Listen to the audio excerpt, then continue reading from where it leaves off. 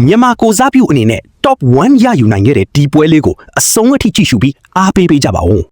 မနေ့က qualifying race မှာ top 1ရခဲ့လို့ဒီနေ့ main race ကို pole position P1 ကနေစတင်ခွင့်ရရှိထားပါတယ် ဒီနေ့တော့မိုးလည်းမရွာတော့ဘူးဆိုတော့ soft tire တင်ပြီးအရှိန်ပြည့်နဲ့စမောင်းလိုက်ပါပြီဗျ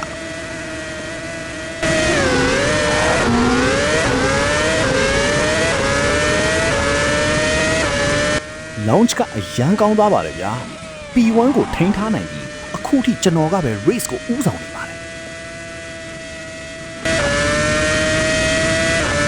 tire temperature လည်းအဆင်ပြေတယ် top speed လည်းကောင်းနေတယ် first lap ကိုအမားမရှိပဲကြော်ဖြတ်နိုင်ခဲ့တယ်အခုတော့ဒီ pace ကိုဆက်ထိန်ပြီးမောင်းသွားမှာ finish line ကမျက်စိရှေ့ကိုရောက်လာပါပြီအခုတော့အမှားမလုပ်ဘဲဒီ race ကိုအဆုံးသတ်ဖို့ပဲကြံပါတော့တယ်